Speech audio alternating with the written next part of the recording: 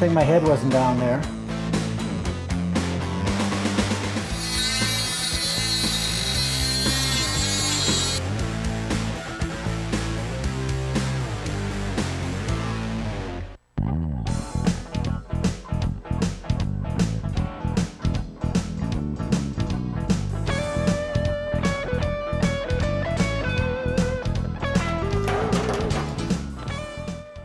With the frame out of the way and off to the dip tank, it's time to tackle some of the boxes and boxes of parts that I've got to degrease. So I've got a little bit of paint thinner here and a few tools to help ease the grease and dirt off of the parts. Put my rubber gloves on, and now it's time to do a little bit of automotive laundry.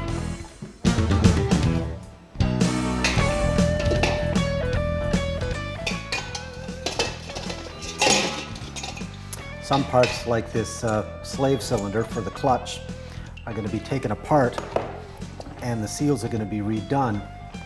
But for the time being, just to make things a little bit more manageable, we're going to clean off the outside of all of these things.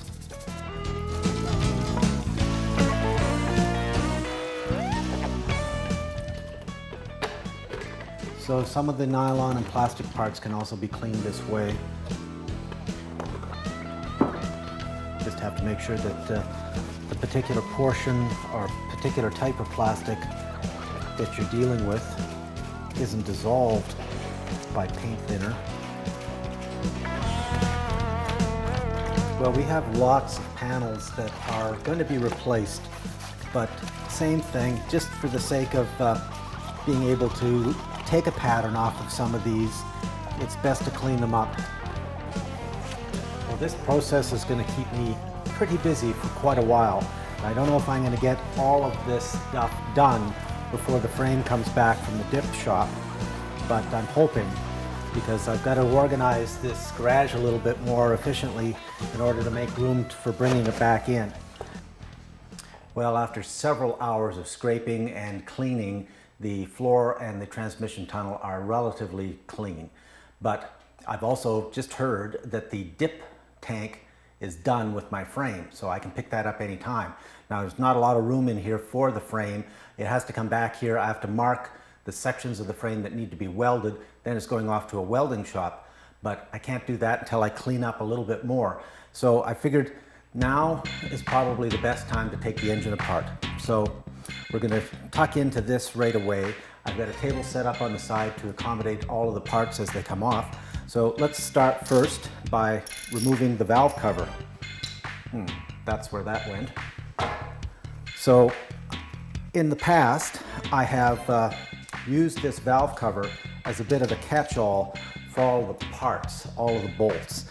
I might use that temporarily for this first dismantling, but I think, well, I just dropped that one nut into a spark plug hole. Fortunately, the spark plugs are still in there. For this dismantling, I think I've got a tin standing by that I'm going to put all of the bolts and nuts in.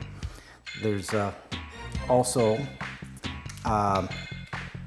several other portions of the engine that have been labeled in the past as a result of previous dismantlings, such as the pistons. Well, the pistons haven't been marked, but the connecting rods for the pistons have been marked.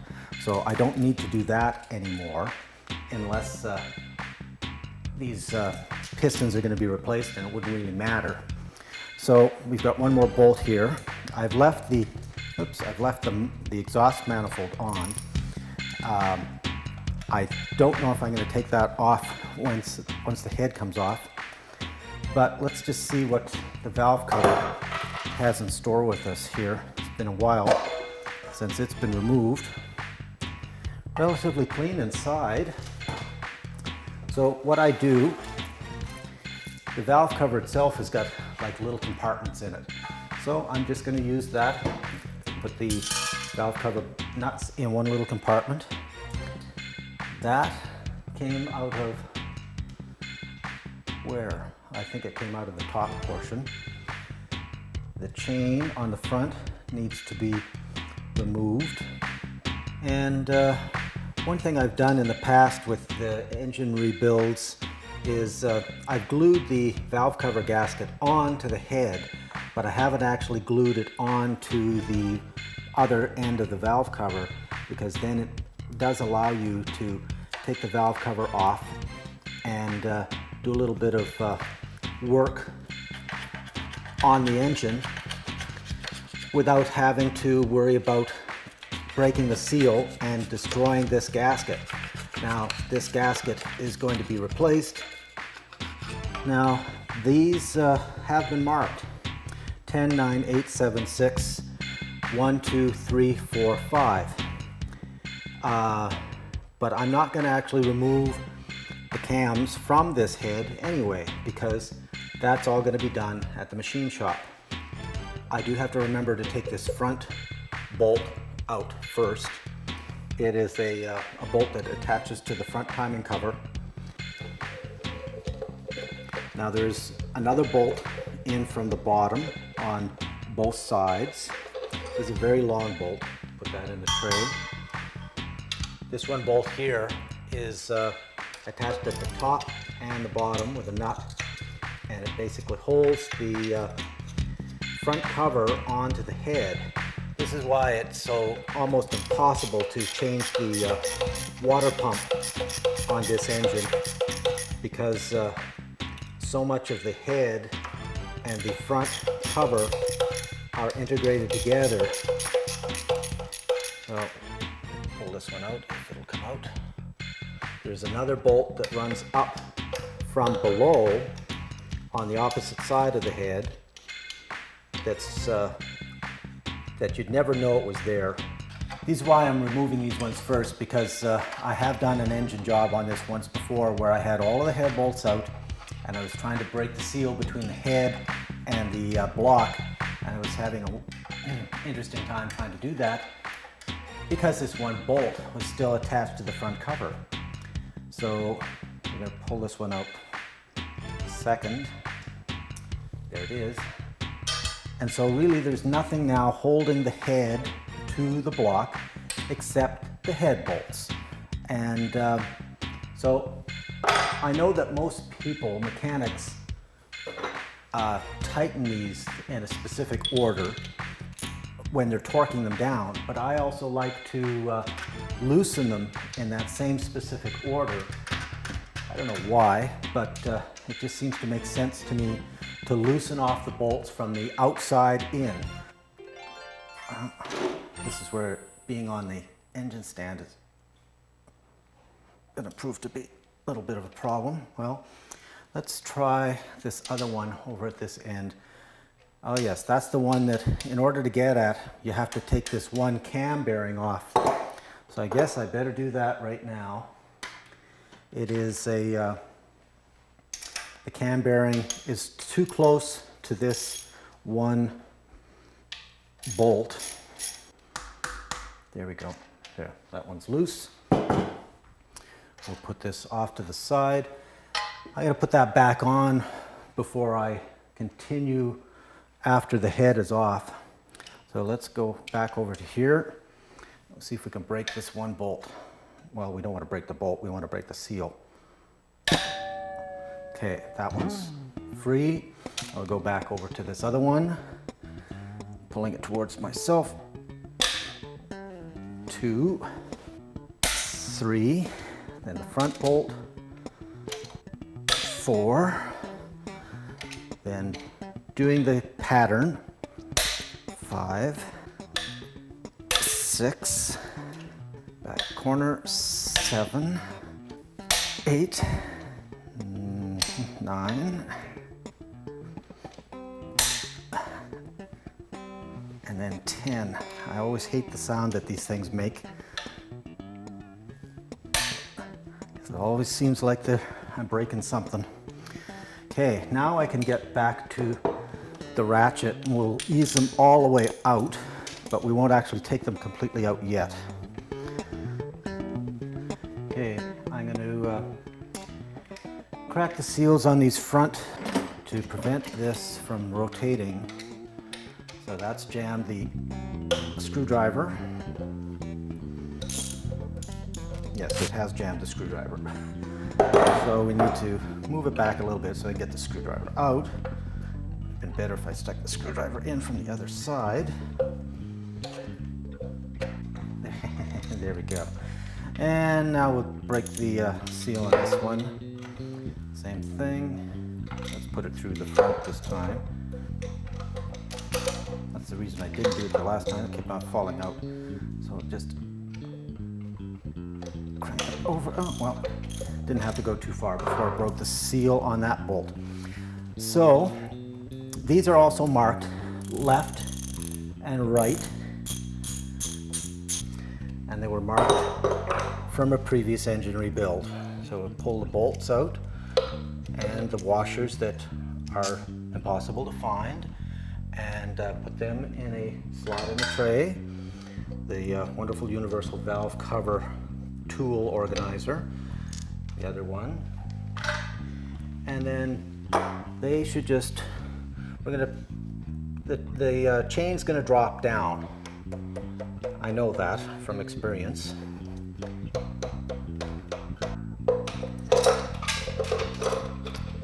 Okay, there's one sprocket. There's the other sprocket, and we're just gonna drop the chain down. And the next step is it's gonna pop off of here and go over to the table. So let's just clear a little bit of a space for that. Get rid of this gasket material. There's one cam bearing. Let's put that back on right now. We'll just stick that over there, put the bolt in. The head bolts, they're coming out. And we're gonna put them in this nice tray. Okay, head coming off. Let's see.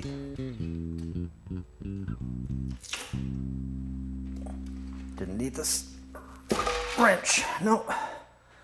Okay. Now we can look at the pistons. We'll put this off to the side. Now, because it's got a timing idler on the front, I don't have to worry about bending the valves. So, this gasket is in the kit, so we might as well scrape that off. The pistons, they don't look too bad. The head gasket is good. There's no blowouts in it. There doesn't appear to be any transfer across the from one cylinder to the other. All in all, it looks relatively good. Now, as far as them being worn, let's just crank it over a little bit here.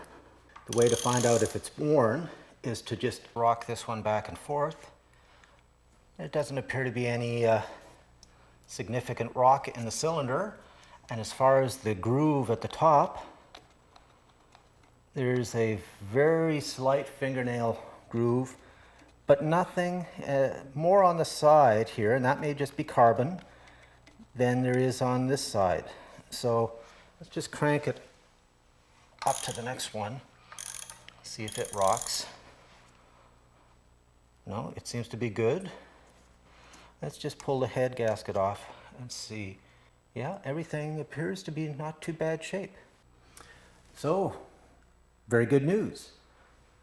So we might as well do the bottom end. We'll just remove this one breather.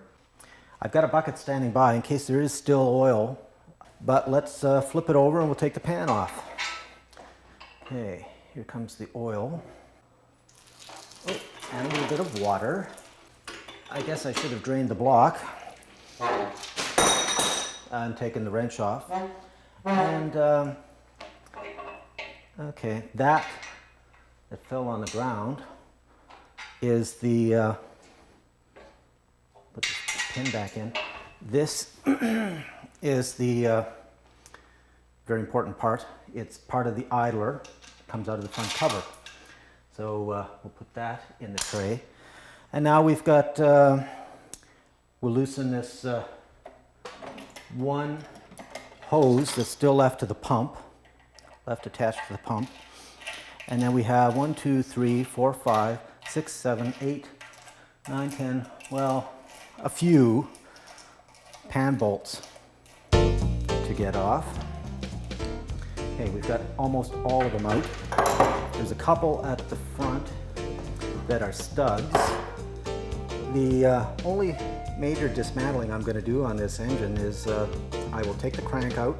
I will put take the connecting rods and pistons and pop them up through the cylinders. Everything else will be going to the machine shop in one large lump. So it'll be the block and the head, two separate units. Okay, so that's the pan bolts are off. We'll get our trusty walloper.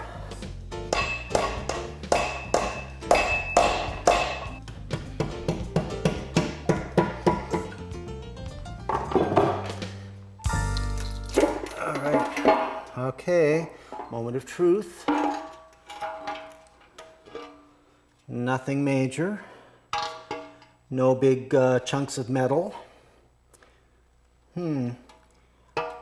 I don't know where my steel main has gone. This has got a main cap on it, and I believe, well, maybe that was another engine I was thinking of, because I've had two twin cams in the past. So anyway, this pan, you know, it's seen reasonably good oil changes, but it's not gunged up quite severely. Now, before I can actually take the crank out, I should get this front cover off because, well, frankly, you can't lift the crank up with the front cover in place. So let's take the front flywheel or front pulley off. And I don't think it's going to need a, where did that socket go? I don't think it's going to need a puller. Okay. Back out. And then there is an oil seal in this front cover. A nice, normal, sane, standard oil seal. There, nice and easy, nice and good. And now we can take the rest of these bolts out. They're all different lengths, different sizes, but the manual has exactly where each one goes, their dimensions, their length, whether they're national coarse or national fine. And, but I will try to find a place to put them. So there is, like I say, a front cover replacement for this that will allow me to put a separate water pump in. It is way too expensive, so I will probably just be rebuilding this one. There we go. What was holding it really is the portion of the inside of the seal for the water pump. So we'll have that double checked. Okay, we can check the chain very easily. You just pull that off, and then just by holding it out straight, see how much dip this chain has? It shouldn't have anywhere near that amount of dip. So this chain needs to be replaced. It should be pretty much flat. So, and it just makes sense, frankly. Chains are dirt cheap, and there's nothing that can ruin an engine rebuild like skimping on something as basic as a chain. So this chain is going to be replaced. It's going to cost next to nothing. So we've got the jack shaft, which is the cam shaft for the pushrod version of this engine. I'm going to leave that in the block for now. And I guess it's time to get the crankshaft out. So we're going to loosen off the bolts on the rod ends and loosen off the bolts on the mains. We're going to put these rod caps back on the rods, on the pistons, after they come out of the cylinders to keep everything together. The bearings look so far in reasonably good shape. There we go.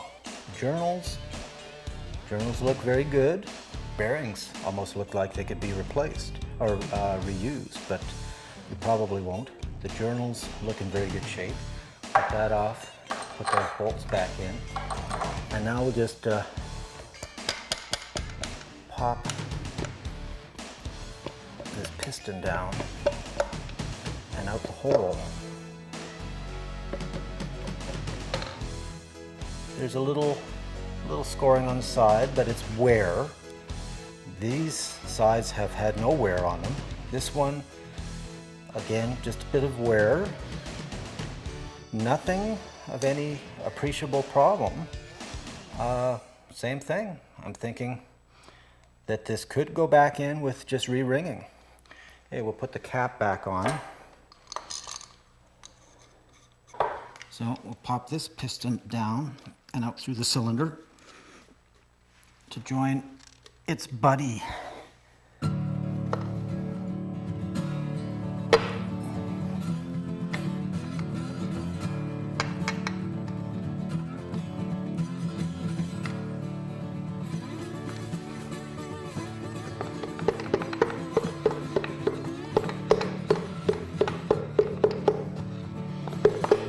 Well, I am really surprised. I would have thought there would have been more potential damage as a result of the turbocharging.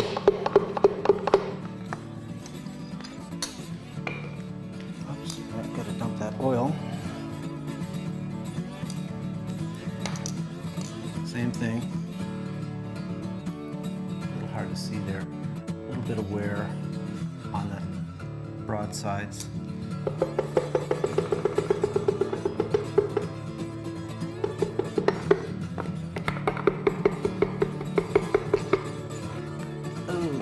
Running up my sleeve.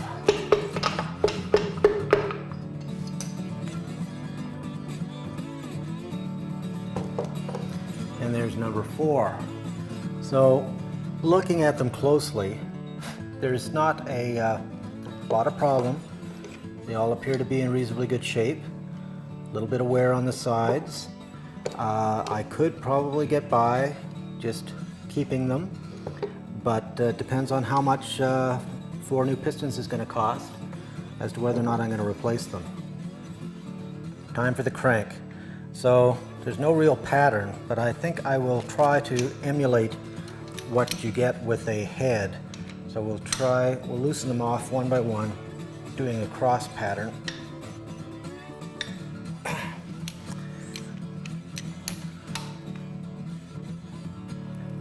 There, 1.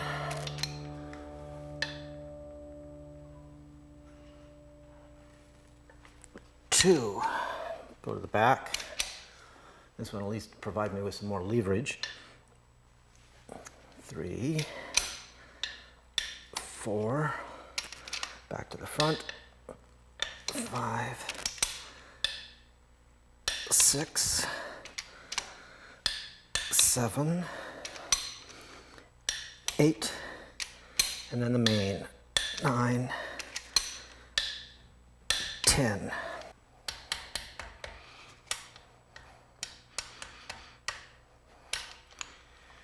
Okay, main looks in very good shape.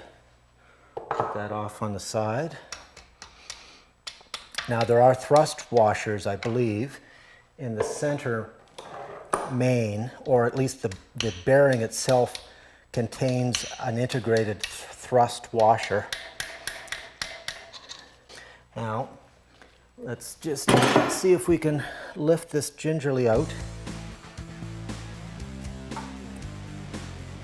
Okay, and place it off to the side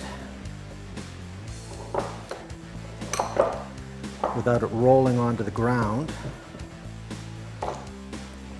And now we'll put these main caps back on. Let's flip it and we'll take the oil pump off the side. Okay. Now this is held in by 1, 2, 3 Allen bolts. Well, this is the right tool, even though it looks like the end's been broken off, because under here there is a bolt, and there's absolutely no way of getting at it unless I had cut that end of that Allen wrench off. So, let's see if I can get it in the hole here. Because the end is kind of ragged. Nothing wrong with the oil pump. Oil pumps very rarely ever wear out, because what better lubricated engine part could you find than the oil pump?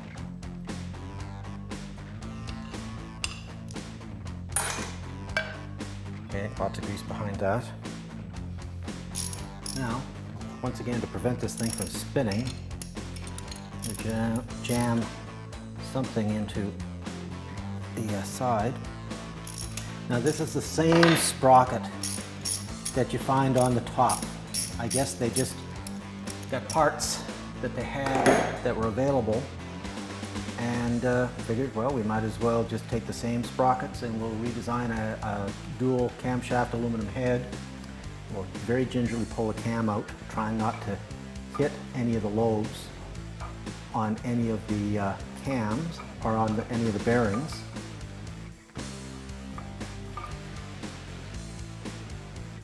I'm more concerned about the bearing and the block. They can be replaced. They were not replaced the last time this engine was redone, so that may be one thing that probably might require doing. Okay, jack shaft is out. Not a lot of bolts holding this. In fact, really, there's only one. Well, everything's out. So the last bit is this aluminum plate on the back, and I got to get it off the engine stand for that. The block is not that heavy. And then all the bits and pieces are going off to the machine shop.